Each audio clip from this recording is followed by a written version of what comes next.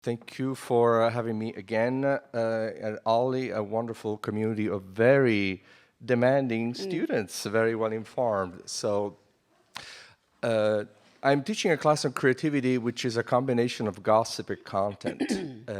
Gossip because it relies on material that was supposed to be confidential for a certain number of decades until it became not from a legal perspective, but also because it relates to something that apparently, if you look at the TED Talks, is one of the most important subjects, which is creativity. The talk of Ken Robinson has 36 million views, so at some level, creativity speaks to any person on the planet. The course uses architecture to enter into the deeper question of creativity. How do we do that? The University of California, Berkeley was very heavily involved in this.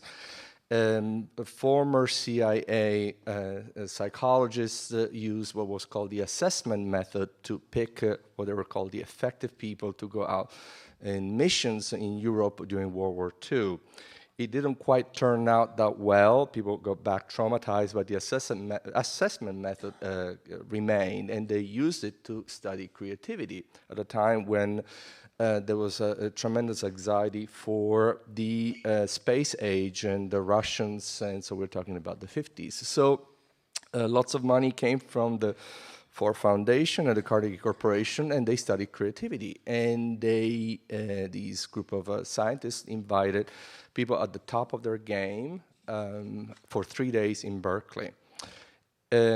Because I'm an architect, and I'm a practicing architect, and maniacally committed to my work, I know who the players were. And there was Eero Saarinen, who did the Arch in St. Louis, and the DWA and CBS building. There was Louis Kahn, who did the Salk Institute and many of the milestones, Richard Neutra.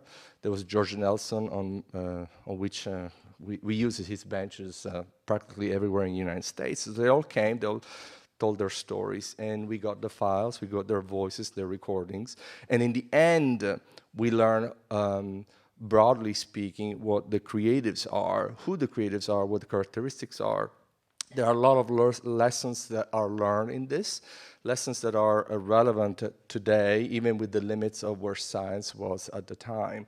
But in the end, probably one of the most important lessons that we learned is that these were not perfect people. These were people that had a very complicated personal histories that they had to overcome, and they used their art, which is not just art, it's also science, to overcome those very complicated events and integrate themselves through creative efforts. So I welcome everybody who is interested in creativity to this class. Thank you very much.